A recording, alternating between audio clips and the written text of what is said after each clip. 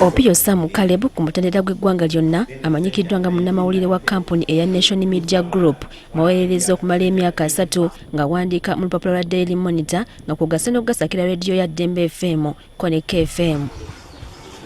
Kyokka era bawangalira mu disitulikiti ey'e Kamuli. Opiyo Sam Caleb abadde amanyiddwa ng'omusomesa omulimu gwakulunguddemu emyaka 40 okuviira ddala mu 85 lwe yatandika okukwata ennoni waawumulidde ng'ali ku mutendera gwa mukulu wa ssomero. Abawangadde naye batubuulidde nti Opiyo Sam Caleb yasenga mu disitulikiti ey'e Kamuli mu 89 mu kaseera ako nga bayeekera ba Uganda People's Army batawaanya ekitundu ky'Etteeso bw'ati emirembe n'agizuula e Kamuli. Mu kaseera ako omulimu yagufuna mu Uganda Commercial Bank okutuuka mu 1989 lwe yasalawo okweyubula n'ayingira omulimu gw'obusomesa.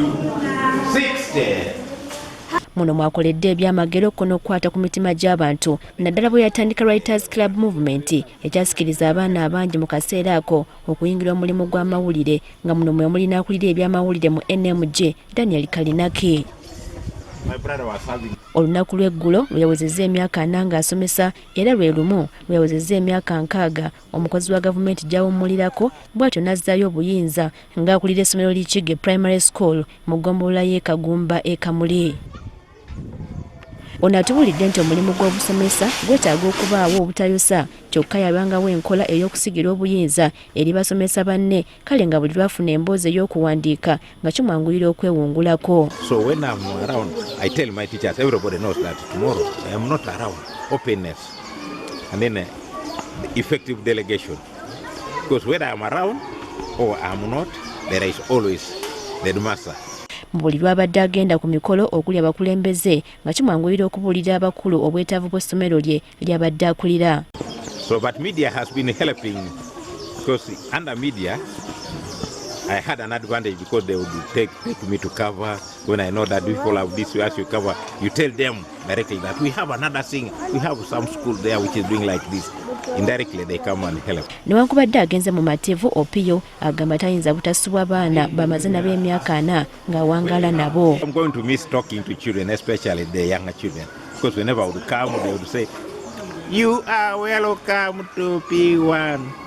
Kati ng'avudde wano Opiyo agamba nti obudde bwonna agenda kubuwaayo eri omulimu gwe ogw'amawulire naddala ng'akola emboozi ezikwata ku bantu kuno kwajja n'okugatta ogw'obusikawutu. Because in scouting I will be going to those village schools encouraging children because scouting has helped. Akulira okulambula amasomero e Kamuli Simon Andrew Mulondo agambye nti bajja kumusubwa nnyo olw'engeri gy'abadde asakiramu essomero lye. Ni art of delegation ntiniwo abaza nga tukwenda information omusomesa bw'obuuza kyoli kwetaaga information balinayo. Kyokka ono amusabye obutava mu buweereza kubanga ensi ekyamwetaaga ate mu biti ebirala. Asigale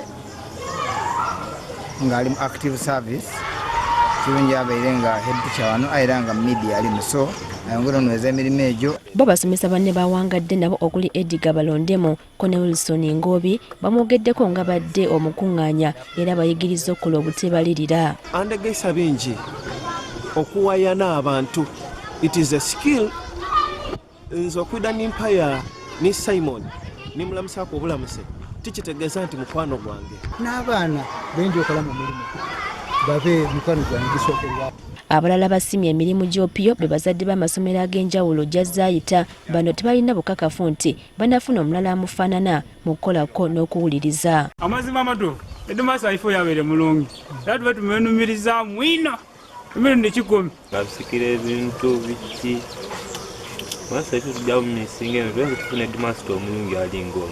Opiyo Sam Caleb y'omu ku bannamawulire ba NMG abagundiivu era bawangalidde mulimu guno nga n'amabaluwa agamusiima olw'obusukkulumu awangudde agawera.